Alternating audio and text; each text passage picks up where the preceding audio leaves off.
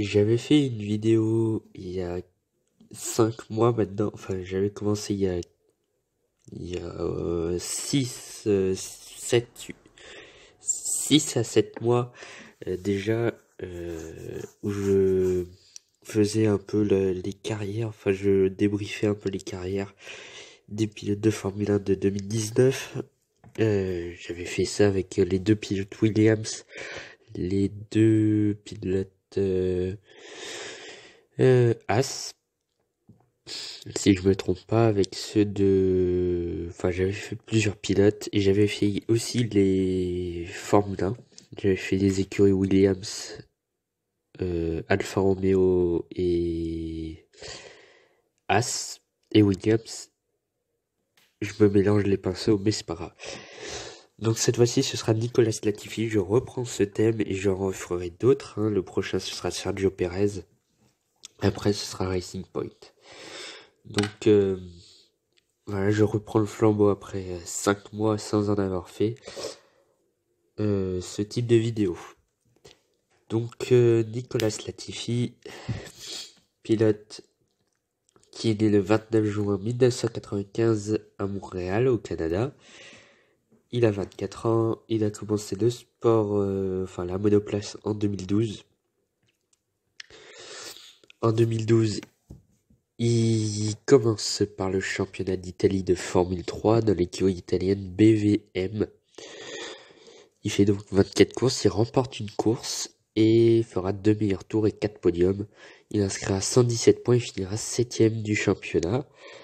C'est la seule voiture que j'ai vue, c'est la seule voiture que j'ai eue en image là que vous voyez, que vous ne verrez pas dans quelques secondes. C'est la seule image que j'ai eue de lui. Il avait déjà son sponsor, Sofina, hein, c'est le sponsor de son père, Michael Latifi. En 2013, il arrive en Toyota Racing Series dans l'écurie australienne Gilles Motorsport et courra 15 courses, marquera 503 points et finira 9ème du championnat. Parce que c'est un barème autre, c'est pas parce qu'il a marqué 503 points qu'il est champion très haut, enfin il a marqué beaucoup de points, non. Là il a quasiment inscrit pas beaucoup de points en fait. Je pense que le champion, il doit atteindre les 1000 points environ. Je sais pas, j'ai pas vu. Il arrive au championnat de Grande-Bretagne de Formule 3 chez Carlin. 11 courses, 2 pôles, un meilleur tour et il sera monté sur un podium. Il aura marqué 97 points et finit 5ème du championnat. Premier top 5 au championnat. En 2013, toujours chez Carlin, il arrive au championnat d'Europe de Formule 3, 30 courses au programme, il ne marque que 45 points et ne finit que 15ème du championnat, mais il recommencera en 2014 une deuxième saison, cette fois-ci chez Prema Power Team, et montera sur un podium, marquera 128 points et finira 10ème, donc guère mieux. Guère mieux pour le Canadien. Il sera également en 2014 en Formula Renault 3.5 Series chez Take One Racing, l'écurie française.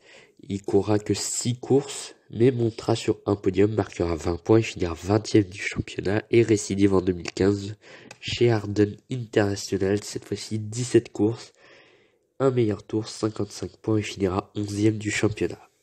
2014 est également ses débuts en GP2 Series. Dans l'écurie allemande Hilmer Motorsport, il fera que un week-end de course, hein, donc 2 courses. Il ne marquera aucun point, finira 32ème du championnat. En 2015, il est engagé par MP Motorsport pour 7 petites courses. Il ne marquera là non plus pas de points, finira 27ème du championnat. Il arrive en 2016 avec seulement un programme par saison. Ce sera la GP2. Il ne fera aucun championnat en parallèle. La GP2, donc il arrive chez Dams. Il arrive chez Dams en 2016, saison complète.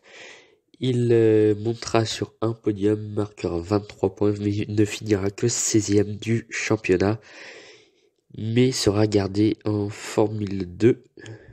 Non, je me suis trompé. En 2015, GP. Non, tout va bien, tout va bien. 2016 GP2. Je me suis embrouillé. Bon, 2017 Formule 2, il reste chez Dams, 22 courses et il remporte sa première victoire en Formule 2.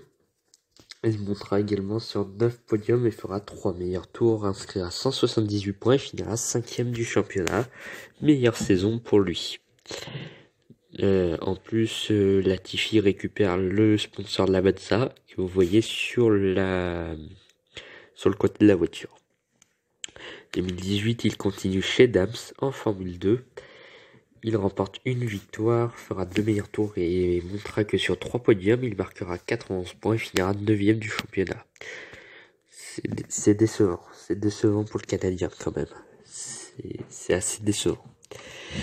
En parallèle, en 2018, en Formule 1, il sera le pilote d'essai de Force India Racing Point. Force India, l'année du changement, mais ça n'a pas changé pour les pilotes et les pilotes d'essai. Donc il est bien resté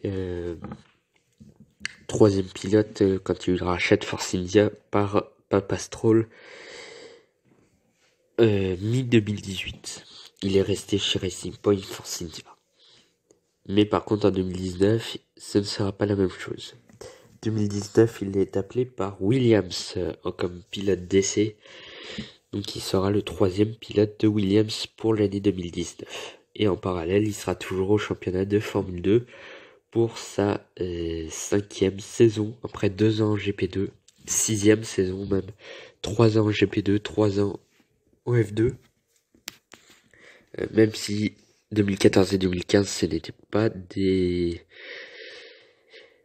pas des saisons complètes chez Hilmer et MP. En Formule 2, il continue une 4e saison chez Dams.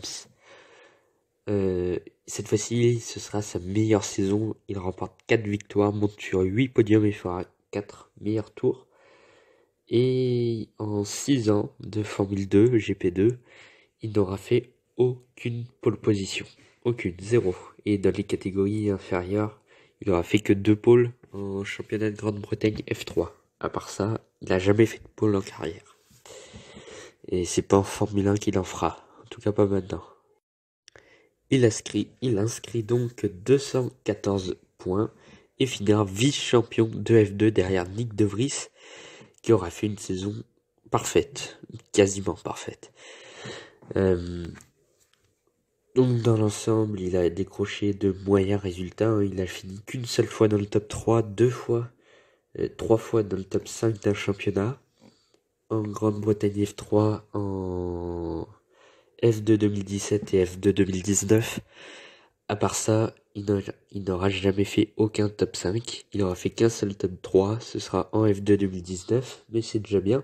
Il est promu en Formule 1 à la place de Robert Kubica pour l'année 2020, aux côtés de son ancien rival George Russell, avec qui il se battait en 2018. Enfin, il s'est pas vraiment battu, puisque Russell était au-dessus de Latifi.